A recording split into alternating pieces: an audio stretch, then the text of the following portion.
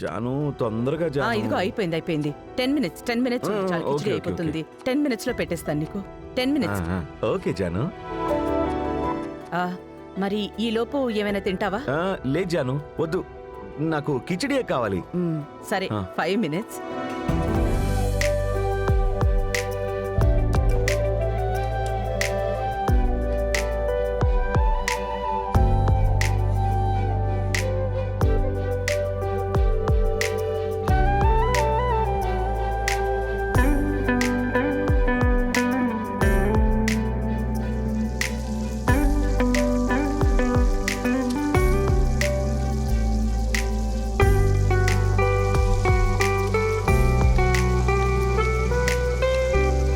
అమ్మో గట్టికుడే, అనుకున్నది ఇట్లే సాధించేసుకున్నాడే.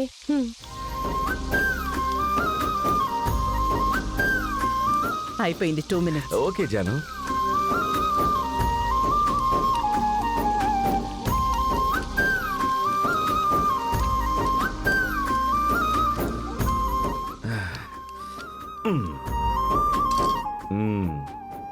ఇదిగో నీ ఫేవరెట్. తిని ఎలా ఉందో చెప్పు. తింటేనే తెలుస్తుందా? అదే వాసనే అదిరిపోతుందే. కిచిడి ఇంత బాగా ఎలా చేయాలనేది నీ దగ్గరే నేర్చుకోవాలి జాను. సరే తిను. ఏంటి? జాగ్రత్త రవి, నేను నీకు తినిపించినా ఇటివు. జాను ఏమొద్దు, ముందు నేనే నీకు తినిపిస్తాను.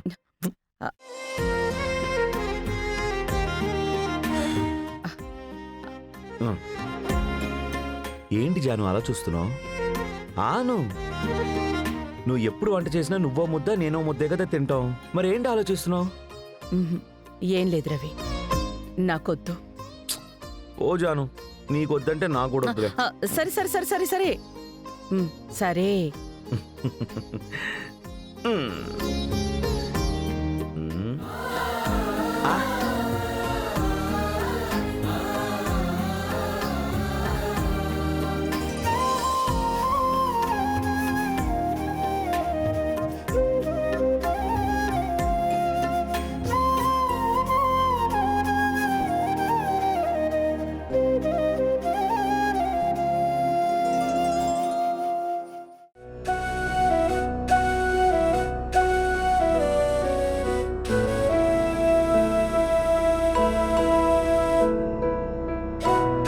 భగవంతుడా, ఎందుకు నాకు ఇలా కష్టానికి మించిన కష్టం ఇస్తున్నావు? మా అమ్మ ఇలా నాకు పక్కనే ఉన్నా ఎన్నో రోజులు మా అమ్మ కనపడకుండా దాక్కున్నాను. కానీ ఇవాళ నేరుగా చూసినప్పటికీ ఇంకా ఎందుకంత కోపంగా ఉన్నారు?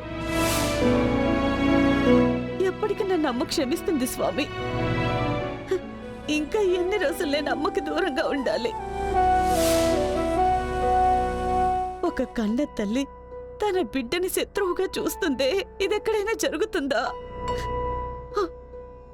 అంతగా నేనే తప్పు చేశాను అసలు. భగవంతుడా, నాకేదైనా దారి చూపించు.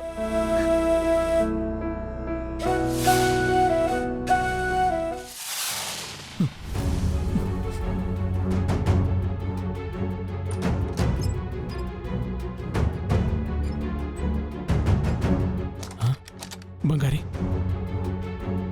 బంగారి, అమ్మకి ఎలా ఉందమ్మా? అమ్మకేం కాలేదు కదా? దెబ్బ పెద్దగా ఏమైనా తగిలిందా? చెప్పు బంగారి.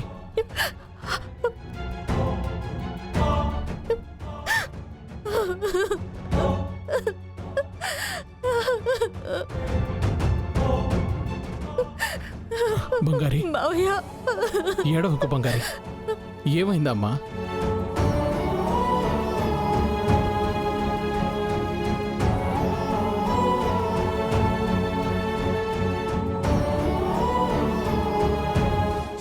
క్షమించుంటావని సంతోషంగా వచ్చానమ్మా. నిన్ను క్షమించడమా? నువ్వు మీ ఆయన చేసిన పనికి ఈ జన్మలోనే కాదు, ఇంకెన్ని జన్మలు ఎత్తినా సరే నేను మిమ్మల్ని క్షమించే సమస్య లేదు. నాకేం చేయాలో తెలియట్లేదు మావయ్య. ఇన్ని రోజులు కొంచెం కొంచెంగా ఝాన్సమ్మ మీద నమ్మకం పెంచుకుంటూ ఉన్నాను. ఆ నమ్మకం మొత్తం పోయింది. ఝాన్సమ్మ మనసులో అమ్మ మీద ఉన్న కోపం కొంచెం కూడా తగ్గలేదు. అమ్మని చూడగానే ఇష్టం లేదని చెప్తుంది. అలాంటప్పుడు నేనెలా మావయ్య ఇద్దరిని కలపగలను? పైగా నేనే ఆవిడ కూతురుని అని తెలిస్తే నన్ను కూడా ఝాన్సమ్మ ద్వేషిస్తుంది కదా. బంగారి, ఇలా చూడమ్మా, ఏడవకు సరేనా? ఇదిగో చూడు, మీ మామని నేను నీ కూడా ఉన్నాను కదా, అయినా నువ్వెందుకు భయపడుతున్నావు చెప్పు? అలా కాదు మావయ్య. ఏంటి బంగారి, నువ్వు అమ్మని బాగా అర్థం చేసుకున్నాను అన్నావే, అది నిజం కాదమ్మా. ఇంకా మా అమ్మ వీక్నెస్ నీకు తెలీదు బంగారి. లేదు మావయ్య, నేను డిసైడ్ అయిపోయాను. ఆ, ఏంటి? కొన్ని రోజులు ఝాన్సమ్మ కంట్లో పడకుండా నేను అమ్మని బయటికి పంపిద్దాం అనుకుంటున్నాను. బంగారి, జయ ఒక తప్పు కూడా చేయలేదమ్మా, తనెందుకు దూరంగా పారిపోవాలి? ఇప్పటికే ఝాన్సమ్మకి ఆరోగ్యం బాగోలేదు. బాధపడే విషయాలు దగ్గరికి రానివ్వకూడదని డాక్టర్ చెప్పారు. అలాంటప్పుడు మా అమ్మ ఆవిడ ముందు నిలబడినా, నేనే ఆవిడ కూతుర్ను అని తెలిసినా ఝాన్సమ్మ అస్సలు తట్టుకోలేరు. నాకు ఝాన్సమ్మకి ఏమైనా అవుతుందేమోనని భయంగా ఉంది. మావయ్య, ఎప్పటికీ అమ్మ దూరంగా ఉండడమే మంచిది. బంగారి, నేను చెప్పేది వినమ్మా. ముందు జయని ఫ్యాక్టరీలో పనికి చేరమని చెప్పమ్మా. మావయ్య, మీరేం మాట్లాడుతున్నారు? ఒకసారి నేరుగా చూస్తేనే ఝాన్సమ్మ తట్టుకోలేకపోతున్నారు. మీరేంటంటే ప్రతిరోజు చూడమని చెప్తున్నారు. బంగారి, నాకంటే మా అమ్మ గురించి ఎవరికీ సరిగ్గా తెలీదు. నేను కారణం ఉండబట్టే చెప్తున్నాను. జయని రేపే ఫ్యాక్టరీలో పనికి చేరమని చెప్పు. ఆ తర్వాత అమ్మ మనసు కొద్ది కొద్దిగా మారుతుంది. ఝాన్సమ్మ అడిగితే ఏం చెప్పమంటారు? ఆవిడ పర్మిషన్ లేకుండా నేనెలా పనిలో పెట్టుకోగలను?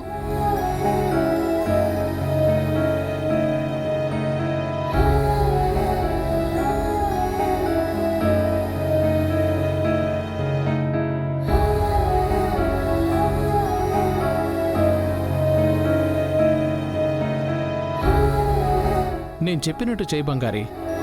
మా అమ్మ వీక్నెస్ చూసి దాని మీద కొడదాం. అమ్మ ఖచ్చితంగా నో అని చెప్పదు.